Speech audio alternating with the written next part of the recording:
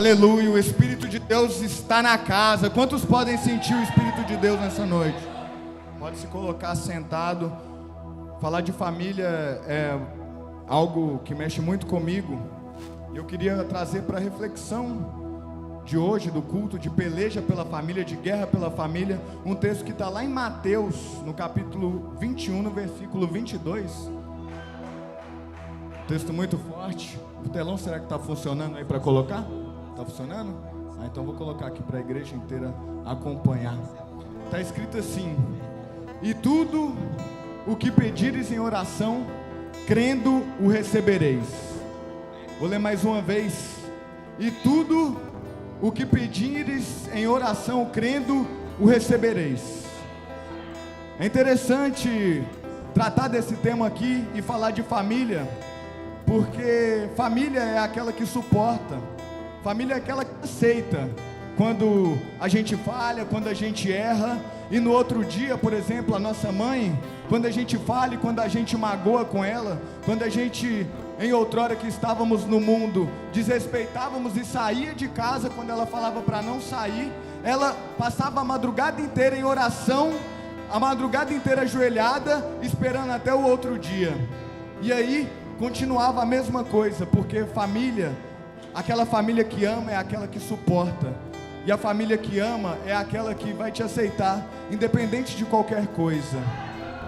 E é interessante refletir isso, porque quando eu falo de família aqui em Brasília, eu penso no meu irmão, na hora.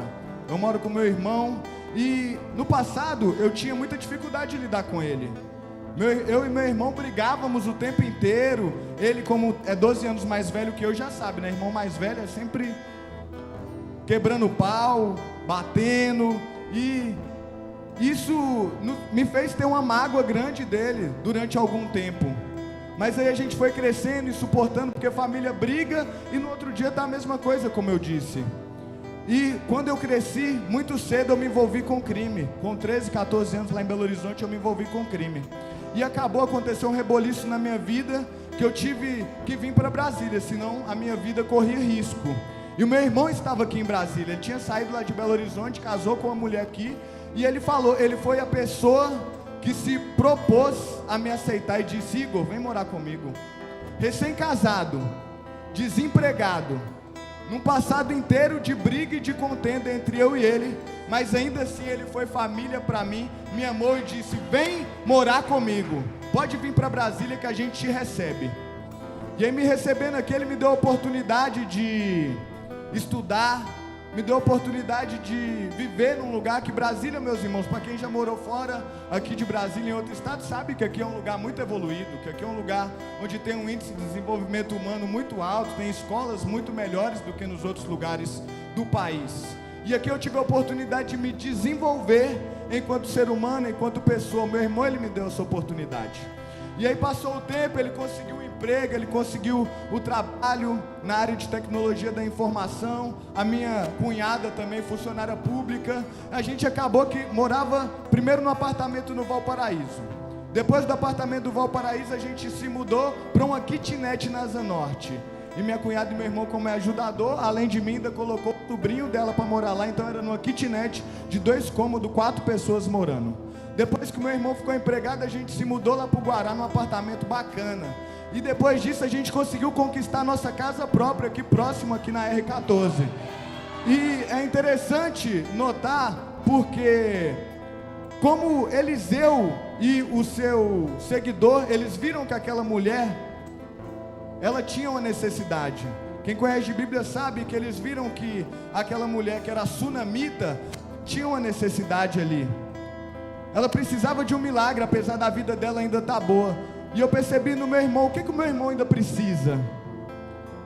E o meu irmão é cientista da área de tecnologia da informação, ligado à física, química, matemática. É um cara muito da razão e pouco do espiritual. E eu percebi que no meu irmão precisava fé. No meu irmão precisava crer em Deus, porque ele não acreditava. Ele já tinha conquistado tudo. Ele já tinha conquistado um bom emprego, tinha se formado na faculdade, o seu casamento, a sua casa própria, mas para ele ainda faltava fé. que é algo que eu acho que era o mais fundamental que ele precisava. E essa foi uma oportunidade. E eu quero dizer aqui para a igreja que o crente, quando ele guerreia pela sua família, ele não guerreia discutindo, ele não guerreia de nariz em pé. A guerra do crente se faz ajoelhado. E a guerra do crente se faz de cabeça baixa. Como assim de cabeça baixa? Cabeça baixa ela é na Bíblia, ajoelhada aos pés do Senhor, porque aos pés do Senhor é o lugar mais alto que a gente pode estar.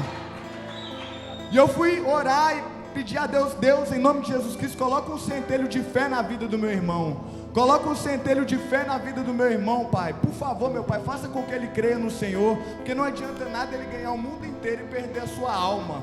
Então coloca fé no coração dele, por favor, meu Deus. E ainda orando, né? Porque para oração, ela tem que orar, você tem que orar e você tem que ter ação. E eu nunca confrontava e discutia com ele, pastor Henrique, mas eu sempre falava de Deus. Olha como que Deus é bom. Olha como que Deus me tirou lá de pior aluno e traficante para melhor aluno na minha escola. Olha como que Deus fez com que a gente passasse dificuldade lá naquela favela e hoje a gente viva numa casa bacana. Olha como que Deus é bom, né? Até que num certo tempo eu orando e tendo ação, falando da palavra de Deus com muita humildade, sem confrontar e sem discutir com ele. Num certo dia a gente estava almoçando no shopping e ele disse: Igor, tudo que eu tenho vivido na minha vida, com tudo que a gente tem passado, é impossível que não seja Deus que tenha feito tudo isso na nossa vida. E hoje eu posso dizer, eu e minha casa servimos ao Senhor.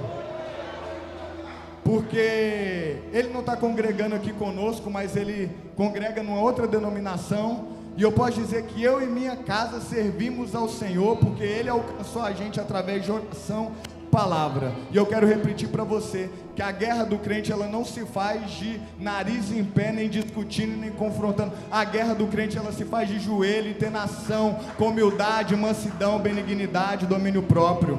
Porque ele não falou vista o capacete militar, ele falou vista o capacete da salvação. Ele não falou coloca um colete à prova de balas. O apóstolo Paulo falou revestivos de toda couraça da justiça. E é isso que nós temos que fazer. E hoje, depois do evangelismo, uma pessoa me perguntou: mas Igor, mesmo você morando com seu irmão, você mora muito longe da sua mãe, da sua família, da sua casa, como que você aguenta? Como que você suporta a solidão que provavelmente você vive? Pode se colocar de pé, eu já estou terminando. Como que você suporta essa solidão? Como que você suporta? Você não sofre, não? Mas eu queria trazer aqui, rapidamente para finalizar, um outro texto que está lá em João 19, no versículo 26. João 19, no verso 26, por favor. Porque quando ele fala isso, esse texto aqui ele mostra que Jesus, quando ele estava na cruz do Calvário, quando ele estava prestes a pagar pelos nossos erros, pelas nossas falhas e pelos nossos pecados, ele viu ali João e ele viu ali Maria, sua mãe. Ele podia muito bem ter dito: Maria, mãe, me ajuda, por favor. Ele podia ter dito muito bem: João, vem aqui, por favor, faz alguma coisa. Mas ele disse ali: ora, Jesus vendo ali sua mãe, e que o discípulo a quem ele amava, João, estava presente, disse à sua mãe: mulher, eis aí o teu filho. Depois disse ao discípulo: eis aí a tua mãe. E desde aquela hora o discípulo a recebeu em sua casa. Isso aqui ele estava demonstrando e expondo aqui um princípio agora, que é o princípio da igreja. Quando ele veio pagar pelos nossos pecados e pelas nossas falhas, eu queria que você olhasse aí. Quando me perguntaram como eu suporto toda essa solidão, eu lembrei desse texto. Eu queria que você olhasse para o irmão que está do seu lado. Eu queria que você olhasse para o irmão que está atrás. Porque Jesus estava falando aqui para a igreja nessa noite: eis aí o teu irmão, eis aí a tua mãe, eis aí o teu pai. Essa é a família de Cristo. Essa é a família de Deus aqui na terra. Então valorize o seu familiar, em nome de Jesus Cristo, e peleje com ele de joelhos. Em nome de Jesus Cristo, o Ministério Aba vai louvar e vai